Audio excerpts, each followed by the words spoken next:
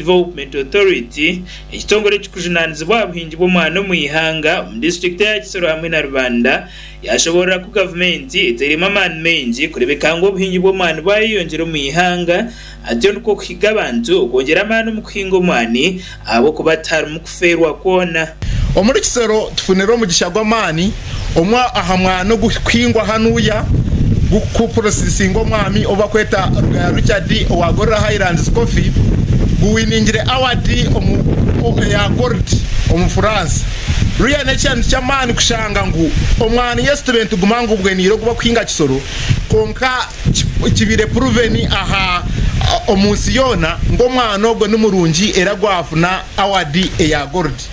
Omwana ogwo gwakora akanyijika yashoborera kwa katare ko mwana gwa Uganda kari yahigura munongo munsi za heru konka abantu bari kuhinga mu ihangeri nabatsemu hanu agurostinga ninga shiki bakweto karanga agakagusera hanu kandi gwakagunyerwa hanu abinja abajungu bakwija munno bagutwara nabo bagutwara omahanga gabo gunya konka nita abanyakisoro twegire kutandika kunyomwani era abakunyomwani hatebe yongire bamanyira ekibirungi kiryo mu kunyomwani abantu bakezumbira munonga nonga ati uko kwigabanya Uganda ukongera amano mu kuhinga omwani abo kubandwija kubatahiza munonga Kisoro obu twamanyire ekiruho ngomwani kwitugubwenire nimbe hanangeza munonga kongera amani omukuhinga omwani abo kubo omwani tugukudisappointinga abaganda bine akagambo kabagamba omwani terimba omwani waguhinga tugukakubiya noine kufune kiwagutiremo so nye hanangeza munonga abahingi ba Kisoro bongere kuhinga omwani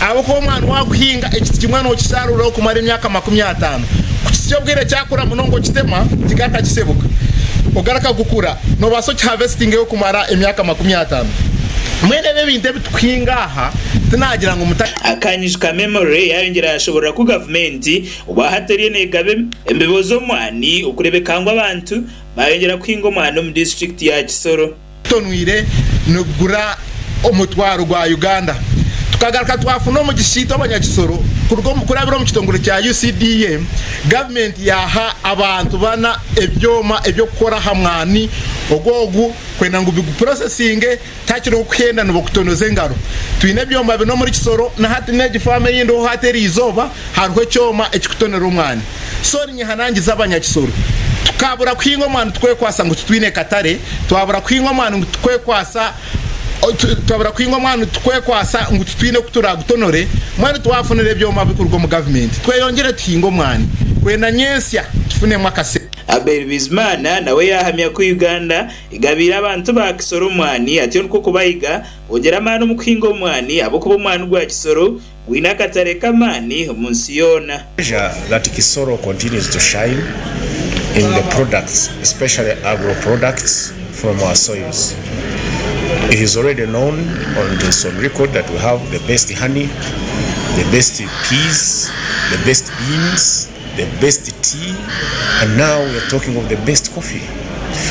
Whereas I attribute this to good soils, I think, and weather that allows these crops to grow naturally and with the best aromas.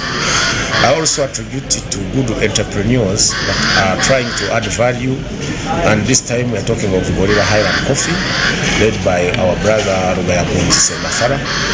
I'm grateful to him for having really blended our coffee properly, that it got out. Mugari kwenda kushana nago president wa Gorilla Highlands Coffee omuri Kisoro Rugaya Richard yahiga abaturage okugezaho gukore cy'amani nonga kurebeka ngo bahinga omwana muri Kisoro abo kuba abantu bariyo bagwenda munsi za hero konko mwana guruho muce munonga. Okay. Of course, I appeal to the government for support. Everyone says government should support us. That's what everyone does. May I did this within myself from 10,000 shillings. I bought a roster, you can see. But if government can support the farmers, then we get more money. For example, I did beta testing in 4 countries. I did beta testing in Ireland, beta testing in Australia, in USA and Japan. As you can see, this one is for Japan. We have ordered over 100 kilos.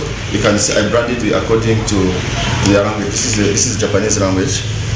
Kisoro Gorilla Highland Coffee ekatunge kirabo icyo kuba Abahingi bo mwana abarukira yo kuhinga umwana. Amakuru aga gashakwa Adonia Teye, our Sky TV.